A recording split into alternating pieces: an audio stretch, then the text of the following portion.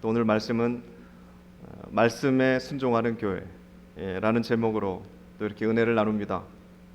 우리 34년 전이죠. 34년 전에 우리 성도님들은 기억에 남아 있으신지 모르겠습니다. 그때 계셨던 분들은 기억을 하실 텐데요. 처음 발걸음을 이 성전에 딛는 그 순간의 감동과 그 순간의 은혜와 그 순간의 마음이 있으셨을 텐데요. 그런 분들은 또 오늘 특별한 은혜가 있으시겠습니다. 잊지 마시고 기억하시기를 바랍니다. 그런데 중요한 게 또 하나가 있습니다. 34년 전에 그때의 기억을 가지고 계시는 것 굉장히 중요한데요. 그때의 기억만 가지지 마시고 오늘도 기억하시기를 바랍니다. 오늘이 무슨 날이죠? 오늘은 주의 날입니다. 오늘은 주의 날. 우리 성도님들 인생에 딱 한 번밖에 없는 오늘도 참 귀한 날입니다.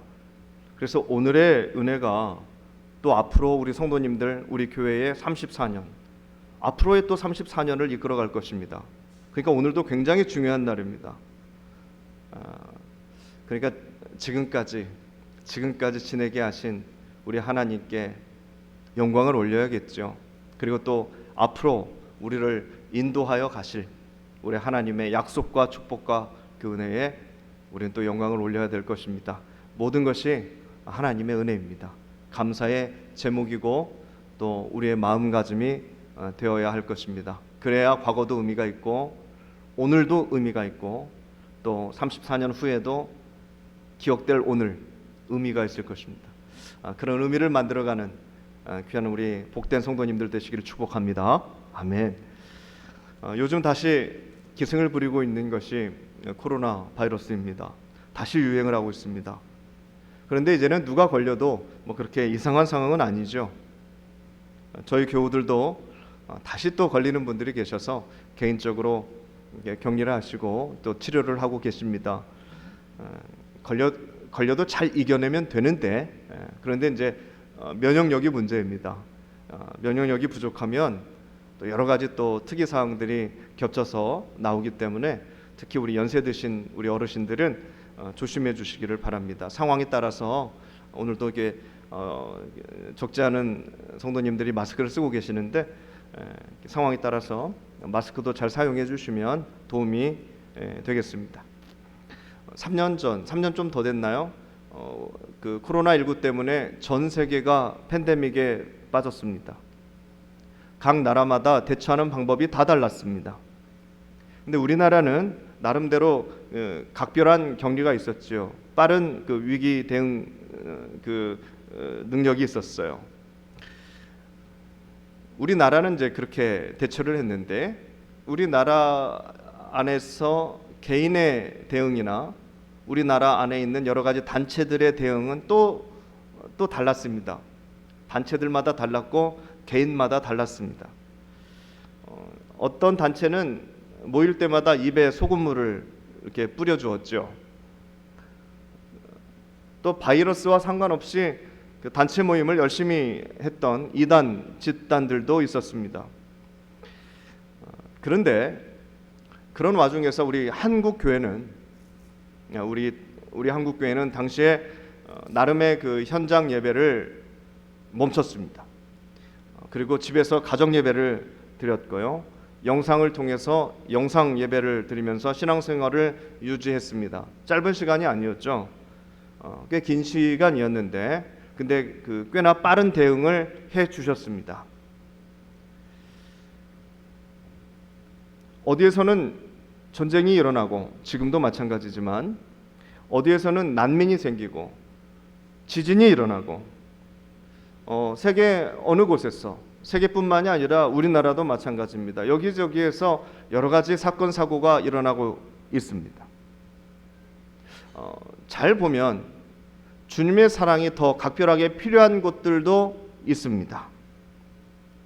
그런 곳이 여러 곳이었고 그런 상황은 매번 일어났는데 주님의 사랑이 필요한 곳, 주님의 손길이 필요한 곳, 하나님의 사랑으로 누군가 도움이 절실하게 필요한 그러한 곳곳은 아직도 있고 그때도 있고 여전히 있는데, 그런데 그런 일이 있었을 때만큼은 즉각적인 반응이 일어나지는 않죠.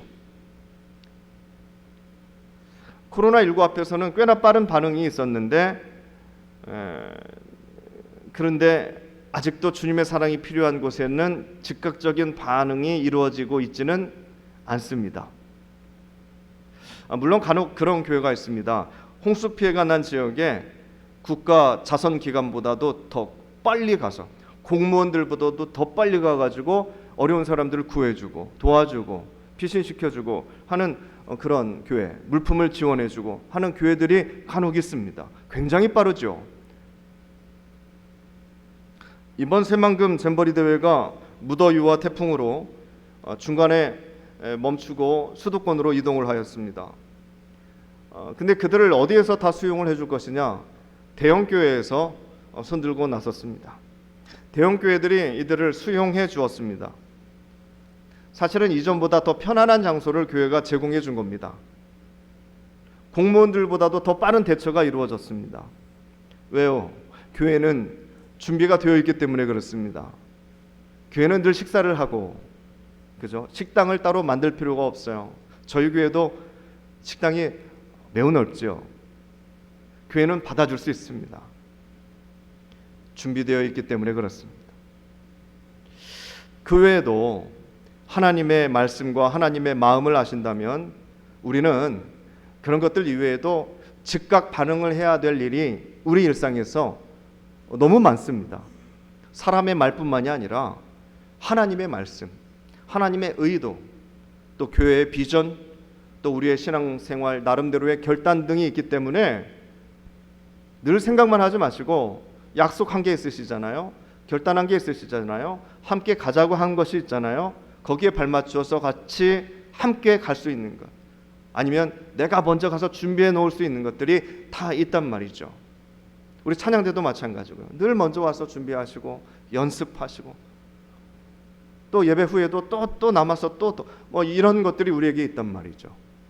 이런 우선순위와 즉각 반응해야 할 것들이 성도님들 신앙생활에도 있습니다. 그것이 기도생활이든지 나눔이든지 헌신이든지 섬김이든지 다 마찬가지입니다. 예배에서도 마찬가지입니다. 즉각 반응을 해야 될 것이 있습니다. 늦어도 돼. 네, 늦어도 되지요. 하지만 늦으시면 안 됩니다. 이 말씀을 어떻게 이해하실지 모르겠네요. 늦어도 되십니다. 그런데 늦으시면 안 됩니다. 하나님의 말씀이고 하나님의 약속이고 예배입니다. 그러니까 즉각 반응해야 할 일들이 있어요. 나중에 미뤄서는 안 되는 일들이 참 많습니다. 미룰 일이 있고 빠르게 대처해야 할 일들, 준비해야 할 일들이 있는 것입니다. 우리 삶에 있어서 가뭄이나 홍수나 뭐 이런 것 이외에도 우리 신앙도 무너지지 않도록, 물이 밀려오면 무너지죠. 가뭄이 길어지면 다 무너지죠. 우리 신앙도 마찬가지입니다. 성도님들 해야 될 것 있는데, 빨리 급하게 해야 될 것 있는데 그거 듣지 않고 순종하지 않고 미루면 우리도 무너집니다. 100% 무너집니다. 그러니까 어디 틈이 있는지 새어나가는 것 없도록 늘 점검하시고 즉각 반응하셔야 되고, 바로바로 우리는 보수해야 되고, 또 앞으로 더 먼저 세상 사람들보다도 더 먼저 준비해서 뛰어나가야 되겠죠. 2023년 여름도 지날 것입니다. 지나고 있습니다. 우리는 이전보다 더 빠른 반응으로 하나님 앞에 나가야 될 것입니다. 하나님께서도 그것을 기대하고 계실 것입니다. 느긋하게 앉아서 세워라 내워라 하는 신앙생활 하나님께서는 요구하신 적이 한 번도 없으십니다. 구약 창세기부터 신약 요한계시록까지 그 66권에 천천히 그리고 느리게 바람 부는 대로 세월 가는 대로 그렇게 신앙생활한 사람이 누가 있을까요? 단 한 명도 없습니다.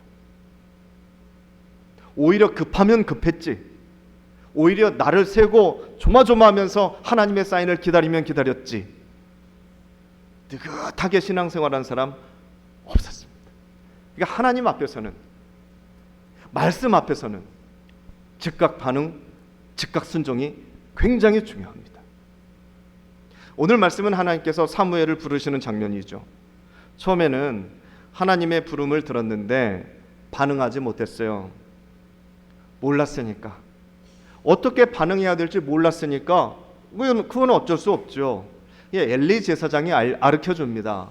다음에 하나님께서 부르시면 이렇게 반응을 해라. 그래서 사무엘이 잘 반응을 했습니다. 성도님들, 하나님의 말씀도 그렇지만 우리는요, 세상에 살아가면서 듣는 훈련, 말하는 훈련, 반응하는 훈련을 배워야 합니다. 잘 배우지 못한 사람은 자기 마음대로 합니다. 물론 배우긴 배우죠. 태어나서부터 부모에게 배우는 게 거의 전부입니다. 학교에서도 배우고 친구들을 통해서도 배우지만 이웃집 어른들을 통해서도 간혹 배우기는 하지만 부모님에게 가장 많이 배우죠. 앉고 서고 말하고 먹고 자고 옷 입는 순서까지도, 몸을 씻는 방법과 순서까지도 다 부모님에게 배웁니다. 남들이 보지 않으면 다 남들도 이렇게 하는 줄 알아요. 그런데 웬걸요? 세상 나와보면 다 달라요. 식사하는 방법도 다르고 젓가락질하는 것도 다르고 앉는 순서, 먹는 순서 뭐 중요하지는 않지만 하나에서 열까지 다 다릅니다. 그런데 이 모든 것들을 잘 배우면 참 좋았을 텐데 혹여 잘못 배우시면은요, 갈등이 일어납니다. 세상에서 갈등을 일으키면서 살게 됩니다. 반응을 잘 하셔야 돼요. 그 반응을 통해서 관계가 이루어집니다. 그래서 아름다운 행복한 삶이 이루어지기도 하고 늘 갈등과 다툼과 미움과 불만만 생기는 삶이 주어지기도 합니다. 하나님께서 아담도 부르셨습니다. 아담 어떻게 했죠? 아담은 숨어버렸습니다. 잘 회복될 수 있는 관계가 될 수도 있을 텐데 아담 쫓겨나 버렸습니다. 하나님께서 모세도 부르셨습니다. 처음에 모세는 하나님의 명에 거절했습니다. 못하겠습니다, 하나님. 겨우겨우 하나님께서 설득하셔서 모세가 순종했죠. 요나도 부르셨습니다. 요나를 불러서 하나님께서 명을 주십니다. 그런데 요나는 하나님의 그 명을 거역하고 반대로 도망가 버렸습니다. 하나님께서 오늘은 사무엘을 부르십니다. 말씀으로 부르셨죠. 그렇다면 이 시간 우리 유달제일교회 예배당 안에 있는 여기 있는 모든 성도님들에게 오늘 말씀을 주셨다면 하나님은 이 시간 누구를 부르고 계실까요? 오늘 말씀의 의미를 통해서 오늘 하나님께서 부르시는 사람은 누굴까요? 여기 앉아 계신 우리 성도님들을 우리 하나님께서는 부르고 계시는 겁니다. 그 하나님의 부름에 기쁨과 감사로 응답하시기를 축복합니다. 아멘.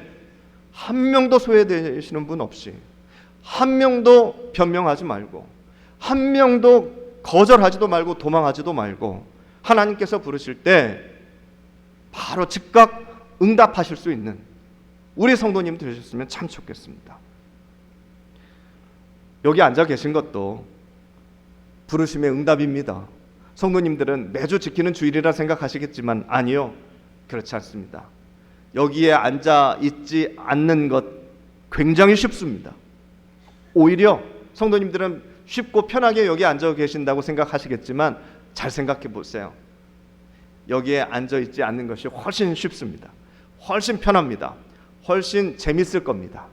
그러나 그럼에도 불구하고 하나님의 말씀과 감동과 은혜와 이 예배의 중요성을 찾아 이 자리에 나오신 우리 성도님들에게 세상이 줄 수 없는 기쁨과 즐거움과 만족과 감동과 은혜가 주어질 줄 저는 믿습니다. 그래서 이 시간을 통해서 성도님들의 문제가 해결되고 이 시간을 통해서 성도님들 육신이 치유가 되고 마음의 위로를 얻고 세상에 나아가서 다시 두 다리에 힘을 주고 살아갈 수 있는 이유와 결단이 이 시간 주어질 줄 저는 믿습니다. 그 시간을 저도 꽤 오랜 시간 살아왔습니다. 그러니 이것은 헛된 이야기가 아닙니다. 제 개인적인 간증도 아닙니다. 많은 사람들이 예배를 통해서 일어나고 예배를 통해서 답을 얻고 예배를 통해서 새로운 인생을 살게 됩니다. 그 삶의 주인공들이 여기 앉아 계신 우리 성도님들 다 되시기를 축복합니다. 아멘. 오늘은 내가 사무엘이다, 나를 부르시는구나, 즉각 응답해야지 하실 수 있는 결단이 되시기를 바랍니다. 하나님께서는 늘 말씀을 하십니다. 하나님께서는 벙어리가 아니십니다. 절대 하나님은 벙어리가 아니십니다. 태초부터 말씀을 하셨습니다. 그 말씀으로 세상을 지으셨죠. 우리 인생들에게도 하나님께서 다가오셔서 말씀을 하십니다. 아무개야 아무개야 아무개야 아무개야 부르시고 말씀을 하십니다. 여호와께서 아브라함에게 오셔서 이르시되, 성경은 그렇게 기록하고 있죠. 아브라함에게 이르시되, 야곱에게 이르시되, 모세에게 이르시되, 여호수아에게 이르시되, 다윗에게 이르시되, 그 밤에 여호와의 말씀이 나단에게 이르시되, 여호와의 말씀이 솔로몬에게 이르시되, 여호와의 말씀이 엘리야에게 임하여 여호와의 말씀이 아미떼의 아들 요나에게 임하니라. 성경은 계속해서 증거하고 있습니다. 여호와의 말씀이, 하나님의 말씀이 우리에게 임하고 있습니다. 여호와께서 모세에게 말씀하여 이르시되, 이 문장은 출애굽기, 레위기, 민수기, 신명기에 아주 가득 차 있습니다. 그리고 그 문장의 마지막은 모세와 아론은 여호와께서 말씀하신 대로 준행하였더라, 말씀하신 그대로 행하였더라. 이렇게 그 문장이 다 끝이 납니다. 우리의 인생도 그래야 되지 않겠습니까? 하나님께서 아무에게 말씀하여 이르시되, 그리고 우리의 인생의 말미는 하나님께서 말씀하신 대로 다 준행하였더라. 역사상 하나님의 말씀이 침묵하신 적이 없으십니다. 하나님은 늘 말씀을 하셨습니다. 그런데 다만 예수님께서 오시기 전까지, 그러니까 창세기, 구약성경 말라기 끝하고 신약성경 마태복음 첫 장하고 그 사이에 약 400년간의 공백이 있습니다. 신학자들은 그 시간을 하나님의 침묵기라고 그럽니다. 아무런 말씀도 하지 않으셨다, 아무런 선지자도 없으셨다, 예언자도 없으셨다. 그러니 그 400년간은 침묵기, 하나님께서 아무런 말씀을 하지 않으셨던 침묵기다. 이렇게 이제 신학자들은 해석을 하고 있지만, 정말 하나님의 침묵기일까요? 신학적인 해석일 뿐이지요. 어떻게 하나님께서 아무런 말씀이 없으셨겠습니까? 어떻게 하나님께서 아무런 일도 하지 않으셨겠습니까? 기록되지 않았을 뿐입니다. 그래서 우리가 말하는 하나님의 침묵은 침묵이 아니라 우리가 들으려 하지 않았거나 하나님의 음성을 들었어도 들을 줄, 제대로 들은 줄도 몰랐기 때문에, 그래서 우리는 하나님의 침묵을 이야기합니다. 성도님들의 인생도 마찬가지입니다. 왜 하나님께서 나에게는 말씀하지 않으시나? 정말 하나님께서 입 딱 닫고 계신 것일까요? 정말 하나님께서 아무 일도 하지 않고 가만히 계시는 것일까요? 그렇지 않습니다. 결국은 핑계입니다. 사무엘 당시 어렸죠. 여러 가지를 배우고 있는 상황이었습니다. 하나님의 음성을 구별하고 하나님의 음성이 들릴 때 어떻게 반응해야 될지 몰랐죠. 오늘 이 시간을 통해서 사무엘은 그렇게 배우는 겁니다. 어른을 통해서 배우는 거예요. 하나님의 말씀이 들리거든 이렇게 행하라. 그래서 오늘 말씀의 배경도 우리 성도님들 다 잘 알고 계실 거예요. 그 당시에는 성막이 있었습니다. 이스라엘 왕이 아직 없었을 때입니다. 사무엘이 이렇게 장성해서 그때 이스라엘 초대 왕을 기름 붓죠. 근데 사무엘이 아직 어립니다. 성전은 다윗을 거쳐서 솔로몬 때 지어집니다. 그러니까 당연히 지금은 뭐 하나님의 예배 초수가 그렇게 대단하지 않습니다. 그러니까 아직 그 구약 시대의 끈을 놓지 못하고 지금까지 오고 있는데요. 하나님께 제사 드리는 제단이 아직도 있는 거예요. 제사장들이 있는 거예요. 매번 제사가 드려지고 있습니다. 율법대로 분향소에서는 연기가 계속 피어오르고 있는 상황입니다. 절기 때마다 엄청난 스케일의 수많은 소와 양과 염소가 드려지고 있는 상황입니다. 제사장들은 정말 오프라인으로 백성들을 가르치고 있는 상황입니다. 그런 시대입니다. 그런 시대에 오늘 말씀 사무엘 상의 3장에서 그 시작은 이렇습니다. 1절의 말씀인데요. 아이 사무엘이 엘리 앞에서 여호와를 섬길 때에는 여호와의 말씀이 희귀하여 이상이 흔히 보이지 않았더라. 여호와의 말씀이 잘 들리지 않아서 환상도 보이지 않았더라. 하나님을 통한 뜨거운 역사가 있지 않았더라. 그런 말씀입니다. 이 시대가요. 어찌 하나님의 말씀이 희귀하다고 합니까? 그래서 이상이 흔히 보이지 않는 시대라고 합니다. 말이 됩니까, 성도님들? 그 시대에 예배가 없었습니까? 그 시대에 제물이 없었습니까? 제사장이 없습니까? 다 있었습니다. 예배가 있었고 제사장이 있었고 수많은 제물이 불타서 그 연기가 하늘을 찌르고 있었습니다. 그런데 말씀은 그렇게 증거하고 있지 않습니다. 지금 우리 2023년을 살아가는 우리들의 삶보다도 더 예배 속에서, 더 그 제사 속에서, 더 그 헌신 속에서 살아가는 시대가 바로 이 시대였는데 성경은 그렇게 증거하고 있지 않습니다.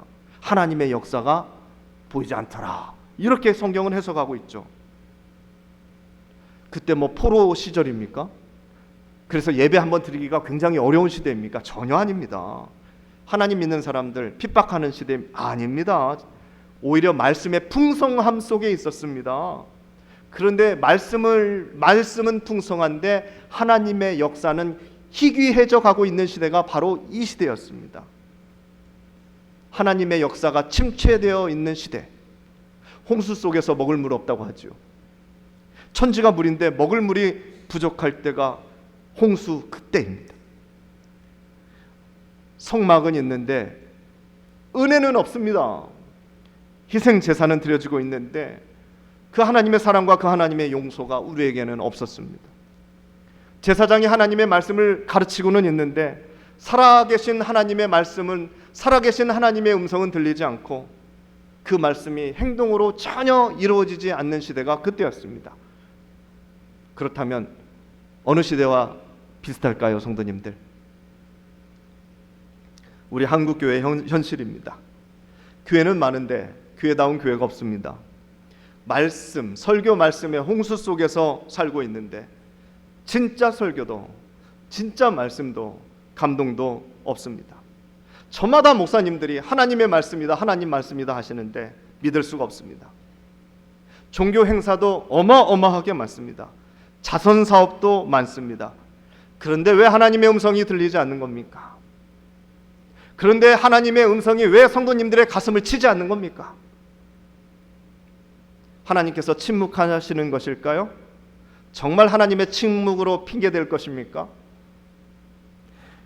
사랑하는 성도님들, 화살을 하나님께 돌리지 마시고 우리의 신앙생활을 점검해 보시기를 바랍니다. 우리는 하나님의 말씀을 들으려고 하고 있습니까? 하나님의 말씀을 들으실 수는 있으십니까? 사무엘아 사무엘아 부르시는데 사무엘은 엘리 제사장이 부르는 줄 알고 제사장님 부르셨습니까? 하고 제사장한테 달려갔습니다. 또 사무엘아 사무엘아 부르니까 또 제사장에게 달려갔습니다. 엘리 제사장은 아예 하나님의 음성을 못 들었습니다. 사무엘은 그렇게라도 들었죠. 제사장은 못 들었습니다. 성도님들, 아브라함이 아들을 제물로 바칠 때 기억하십니까? 아들을 눕혀놓고 칼을 높이 들었습니다. 하나님께서 제물로 바치라 하니 순종하여 바치려 하고 있습니다. 그 아들을 죽이려 칼을 높이 들었을 때 하나님께서 아브라함을 부릅니다. 아브라함아 아브라함아, 멈추라는 것이죠. 그 목소리를 아브라함이 들었습니다. 그런데 아브라함이 그 하나님의 음성을 못 들었다면 어떻게 됐을까요? 나뭇가지가 부딪히는 소리로 들었다면, 하나님의 음성을 저쪽에서 짐승들이 울부짖는 소리로 들었다면 그 칼은 자식의 배를 꿰뚫었을 겁니다. 들을 수 있어야죠. 오늘 사무엘은 하나님의 음성을 들었습니다. 또 하나님께서는 사무엘을 부르셨습니다. 한평생 하나님을 섬겼던 엘리 제사장을 부르지 않으시고 이제 갓 어린 종으로 들어온 사무엘을 하나님께서는 부르셨습니다. 왜 엘리 제사장이 아니었을까요? 왜 사무엘이었을까요? 하나님께서는 그 이유를 하나님께서는 말씀으로 가르쳐 주십니다. 엘리 제사장 가문을 하나님께서는 심판하시기로 작정하셨죠. 성경은 이렇게 해석합니다. 엘리의 눈이 점점 어두워 갔어. 잘 보지 못하는 그때에 그가 자기 처소에 누웠고 하나님의 등불은 아직 꺼지지 아니하였으며 사무엘은 하나님의 궤 있는 여호와의 전 안에 누웠더니 성경이 증거하고 있는 겁니다. 이 시간이에요. 같은 시간, 같은 그때 사무엘은 하나님의 궤가 있는 여호와의 전에 누웠고 엘리는 자기 처소에 누웠습니다. 이게 무엇을 성경은 상징하고 있는 걸까요? 하나님의 말씀을 들을 수 있는 준비가 되어 있는 사람은 엘리 제사장이 아니라 사무엘이었다. 그것을 성경은 증거하고 있는 겁니다. 같은 때입니다.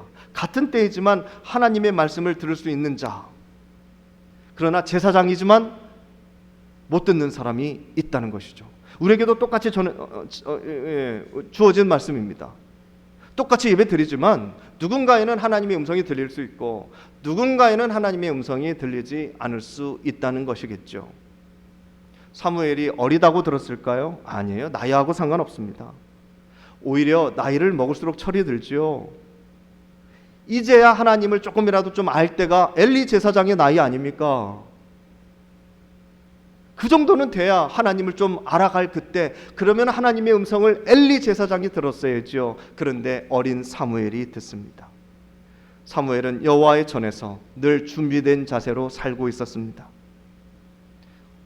엘리 제사장 가문이 심판을 받습니다. 심판은 경고입니다. 오늘 저희들이 읽지는 않았지만 하나님께서 사무엘에게 하신 말씀 보시면은 내가 그의 집을 영원히 심판하겠다. 오히려 사무엘에게 엘리 제사장 가문을 심판하겠다고 말씀하십니다.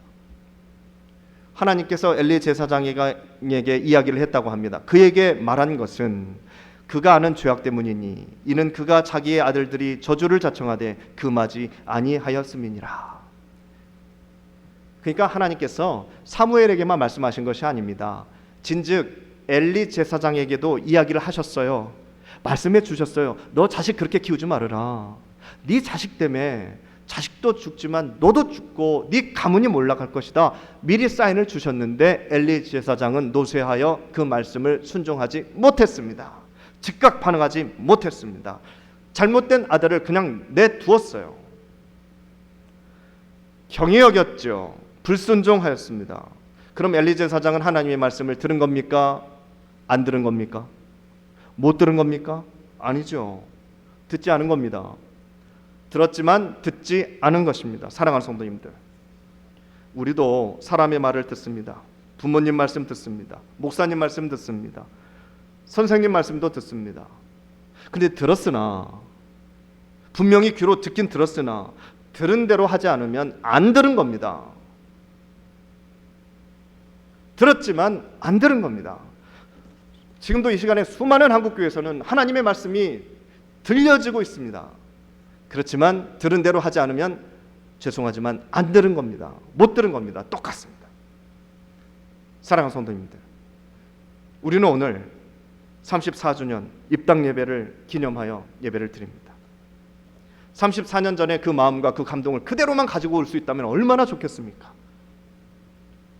34년 전에 그 감동과 은혜로 주셨던, 성도님들이 하나하나 벽돌을 깎아서 쌓아 올렸던 이 감동과 은혜를 기억하고 지금도 기억하고 계신다면, 그때 들려주셨던 하나님의 말씀을 지금도 기억하고 계십니까?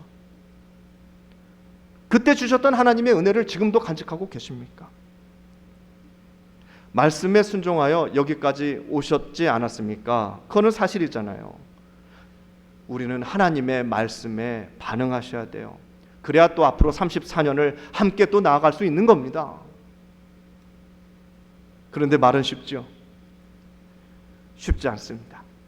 우리의 습관대로만 살면 하나님의 말씀은 들었지만 수도 없이 듣지만 결국 듣지 않은 것이 되어버리기 때문에 그렇습니다. 부르시면 예 하고 대답하고, 심부름을 시키셨으면 네 하고 가서 행동을 해야 됩니다. 그래야 말씀을 들은 겁니다. 행동하지 않으면 듣지 않은 겁니다. 그래서 말씀을 우리는 어떻게 해석을 하냐면 말과 씀으로 해석합니다. 우리가 하는 것은 다 말이지만 하나님께서 하시는 말은 말이 아니라 말씀입니다. 하나님의 말은 무조건 쓰여지기 때문에, 쓰임을 받기 때문에, 이루어지기 때문에 하나님의 말은 씀이 됩니다. 사랑하는 성도님들, 우리의 말도 말로 시작해서 말로 끝나면 안 되겠습니다. 우리의 말도 씀이 되었으면 참 좋겠습니다. 서로의 말을 존중하고 그대로 이루어 드리면 말이 말로 끝나지 아니하고 씀으로 끝나겠죠. 하나님도 오늘 이 시간 우리 바라보고 계십니다. 너희들 왜 내 말 듣지 않느냐? 왜 그렇게 대답만 아멘 아멘 해놓고 그냥 가만히 있는 것이냐? 하나님도 그런 생각하지 않으시겠어요? 그러니까 성도님들, 대답하시고 반응합시다. 행동을 하셔야 됩니다. 반응이 신앙생활이에요, 성도님들. 반응으로 그분의 믿음을 보는 겁니다. 대답으로만 보는 게 아닙니다. 행동으로 그분의 믿음을 가늠하는 겁니다. 그러니 성도님들, 순종하십시다. 하나님의 말씀이 들려오시걸랑 순종하십시다. 성도님들은 엘리 제사장이십니까? 사무엘이십니까? 모두 사무엘이 되셔야 되죠. 사무엘처럼 말씀 잘 들으시고 잘 반응하시는 성도님들 되시길 바랍니다. 그럼 하나님께서 기뻐하시는 교회가 될 줄 믿습니다. 아멘. 기도하겠습니다. 주님, 34주년의 기념 예배를 드리게 하심 참 감사합니다. 수많은 교회가 새로 문을 열기도 하지만 새롭게 또 문을 닫기도 합니다. 그 와중에 지금까지 인도해 주신 하나님의 은혜가 너무 큽니다. 하나님의 감동이 너무 큽니다. 하나님의 인도하심을 저희들은 다 기억하고 있습니다. 그 기억이 힘이 되게 하셔서 앞으로도 하나님 함께 할 수 있고 하나님과 교제할 수 있고, 말씀하시면 제가 듣겠나이다, 우리 한 분 한 분이 그 결단으로 교회를 세워가고 가정을 세워가고 직장을 세워가는 믿음의 자녀들 되게 하여 주옵소서. 이 시대에 하나님께서 찾으시는 사무엘이 우리 모두가 될 수 있도록 주여 붙잡아 주시옵소서. 믿고 감사드리오며 예수님의 이름으로 기도드립니다. 아멘.